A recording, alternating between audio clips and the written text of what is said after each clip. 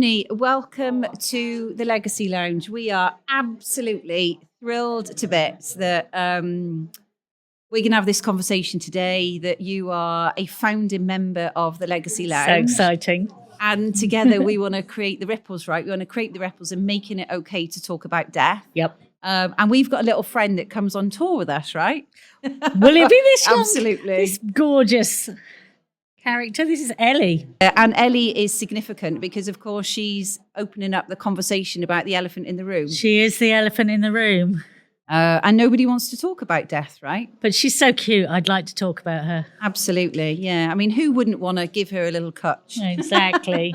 So, look, we both share a passion that when we lose a loved one, it's about celebrating their life. We appreciate the fact that lots of people will have their own rituals and traditions that are important to them. But you and I are passionate about creating a safe space for people to be able to explore and think about how they might be able to celebrate life in a different way. And I know you've got years of beautiful experience and insight to doing some really quirky and different things with people, but bringing love, tenderness and kindness to that space. Yeah, I mean, I am lucky enough to be an independent funeral celebrant, which means that I can spend as much time as a family needs with them to create a ceremony, a celebration of the life of their person in a way that authentically reflects their personality and their story, so that when we are going through that ritual, because we do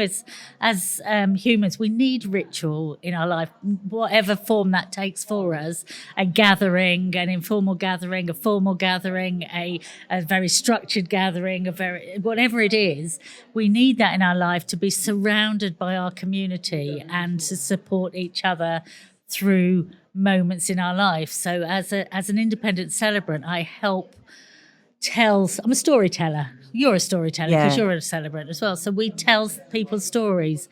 We listen to what we are being told. We fill in all the gaps in between where the silences are, because we hear all the nuance and the emotion and the unsaid bits. We instinctively ask questions, and we get to write that story, give it back to that family, and the relief they feel when they know that we have heard and almost like we've met their person. Yeah. We get their person. Yeah. We get their connection with their person. I mean, you have it, I'm sure, as an independent celebrant, because we spend this amount of time with families. You will deliver a service for them, and people will come and say, so you knew our person then? And I go, I'd never met the person, but I have had the privilege of spending time with family and friends of that person, and now I know that person. Absolutely. They're part of me. Yeah. They're a ripple in my world. Absolutely. You know? And it's such a privilege, isn't it? It's such a privilege to be able to take that time to reflect back the life that individual has lived, the impact that they've made on people's lives, be that in whatever way, shape or form that happens. Well, how we are remembered is our legacy. It's not about the houses and the things that we leave behind. What people carry in their heads and their hearts of us is our authentic legacy. Absolutely. So, every time you do something and you think, oh my gosh, my person did that, I've inherited that from my person, or I behave like that because I knew that person, or I know that bit of knowledge because of that person. That is the legacy. That is the story that ripples on through the generations. Brilliant. So, look, I think I want to get a little bit edgy, okay? Because the way with which people are celebrating life now is changing, and we've moved from more traditional burials and service-led cremations, and direct cremations have become quite a thing.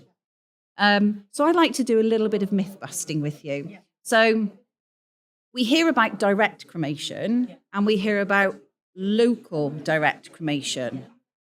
What's the difference? Yeah, I mean, everyone will have heard, especially if they're of a certain age and they're sat at home and they're watching daytime TV, you'll see companies like Pure Cremation come on and say, don't be a burden to your family, book yourself a pay for this no fuss thing. And what they're not told at the time is that a direct cremation means an unattended cremation, or so your people, your loved one, your community don't get to come and say goodbye to you. And with these big companies like Pure Cremation, not only do you not get to be there, you don't know when it is, where it is, and where your loved one is, your person is, from the time they die until they are cremated. So what happens with a large company direct cremation is that a van will arrive and your loved one will be collected along with various other people's deceased and taken to a central giant mortuary, which could be anywhere in the country, and you will be there until the time that you fit into a slot at a crematorium, probably near that mortuary. You won't know when that is, and then at some point the ashes of your loved one will come back to you. Yeah. And for some people, that's fine. That's fine, isn't it? Yeah. And we're not here from a Legacy Lounge point of view. We're not here to say that that's right or wrong. No. But it's about educating and informing. I think what you need to do is know the difference and know the choices. Yeah. And when a person books one of those and hasn't had a conversation with their family and they don't know that that's what's going to happen, that can be quite shocking. So my role in this is really to say, if you've booked that, that's fine. If that's what you want, that's fine. But do your family know, and what do they need on top of that to ritualize and cope with their loss and start processing it? But most funeral directors, your local funeral director, will have an option to buy a pre-planned package. You can buy a direct cremation package from your local funeral director. So talk to me about talk to me what a local direct cremation might look like, because for some people, a direct cremation enables them to not have to go through that emotional trauma early doors when they're just getting used to having lost their loved one. It's too soon to be on, for some to be on show, for their grief to be very raw for them still. So a direct cremation can be a really helpful way, because, we have to, whether we like it or not, legally, the body has to be laid to rest within a time frame. So explain to me, how does a local cremation soften what maybe a direct cremation might? And personally, I'm all for the idea of a direct cremation, because I think that the opportunity for families and communities to say goodbye is, especially where I live, which is in the middle of nowhere, is that you can have the direct cremation happening, but you can have a celebration of that person's life in a more meaningful location at the same time or at a different time. But a local direct cremation means that your local funeral director, who you will have met, will be the person who picks up your loved one from wherever they have died. And they will then go to a local small mortuary. It will be just them being transported. They will be in the local mortuary, probably in your town. My local funeral directors have their own mortuaries, which means there is a chapel of rest, which means that you as a family can visit if you want to. You will know the time that cremation is going to take place, the day, the route that your loved one is going to travel. It will be at a crematorium that is your local crematorium, which means that maybe you can't attend, but you could be there if you wanted to be, to witness your loved one arriving, to say goodbye to them as they're carried in. And the funeral directors will do the whole thing. Just because you're not there, they'll still be suited and booted. Your loved one will go through the front door. Their piece of music will probably be played for them, and then they will go through to their cremation. It's a different thing, and you will know when your ashes are coming back as well. So you're not at home wondering if it's happened and wondering when the ashes are going to come back. It will all be sort of a bit more. And generations are changing, aren't they? Because people are moving away from perhaps having the traditional burial or a natural burial. So there is a space for us as celebrants then to help people to create a memorial service or what we would have typically known to be a wake, but to do so in some very different ways, right? So that might be down at the beach over a log fire, toasting marshmallows, singing their favourite songs. Yeah. I mean, the thing about an independent celebrant anyways, we create a ceremony, even within the confines and the time confines of a crematorium or a cemetery, that is personal. But you are time limited. With a celebration of life, a memorial, a remembrance service, whatever you want to call it, it can be anywhere. It can be with or without your loved one present. So if you have got a direct cremation and it's with a local firm, your loved one can be present at the service before they go, so they could come to, I don't know, your favourite hotel, your favourite pub, your home, the golf club, whatever it is. You can start a service with them there. You're surrounded by your family and friends. You can have your celebrant tell some stories. People can write on the coffin, whatever it is you want to do, leave things on the coffin. And then everyone can wave the person off as they're chauffeured away to the crematorium. It's only the same as shutting the curtains and then walking away. But then you are all in the same place together to continue with what you would, with the wake bit, where you are there together, sharing stories. You can have some more structured ceremony as well if you want, and some lighting of candles with your celebrant, whatever you want it to be. But you're already all together. You haven't travelled an hour to a crematorium, sat for your 20 to 40 minute service, all got into separate cars again, travelled an hour back to wherever it is you want to be, separately whilst you're in grief. You're already there together, gathered, having that kind of virtual communal hug with your friends, wherever it is, like you say, the beach, toasting marshmallows, fishing.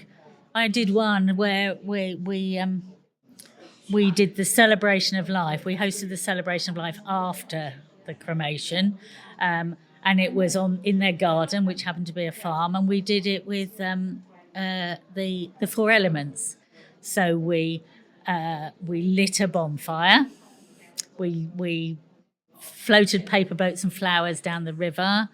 We lit incense and we planted a tree. Wow. And gorgeous. It was really beautiful in the garden. And then everyone gathered and had a picnic. Everyone was standing around with their beers because that's what he did. Yeah. He was always around his fire pit with beers, and that's what we did for the day. And so what we're saying is that, the truth of it is at some point we're all going to die. The truth of it is our bodies have to be legally laid to rest. But the way with which we are celebrating life, there are options, and this is a safe space for us to explore that. Yeah, I think having what I love about the Legacy Lounge and the idea of it is that we start having these conversations and we normalise families talking at the dinner table about death and dying when it's not highly emotive, when someone isn't actually dying, when someone isn't on their deathbed, when there isn't a decision to be made, where the hospital aren't going,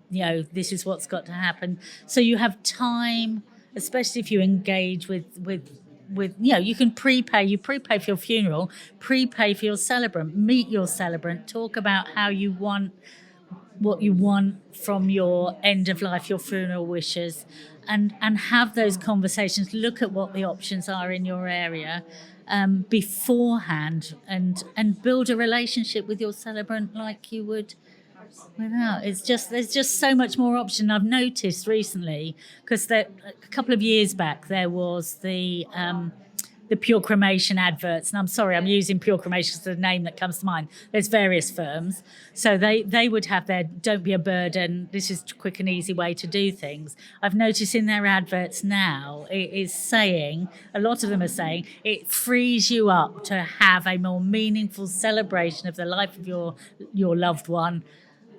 When the time is right, at the same time, or in a location that's more appropriate. I think that's really important, isn't it? We are not saying that pre-paid funeral, we're not saying that a direct cremation is by any way, shape or form the wrong way, but it's really great to hear that those big organisations are recognising that that's one element of the need to celebrate, because when we lose somebody, there is something about surrounding ourselves with others, whether we're going to laugh or cry or shout or scream, but that community, as you've talked about, that ritual, that ability to celebrate their life, because their passing is only a short element of the life that they brought to us. You memorialise and you honour and you remember your person. I say your person.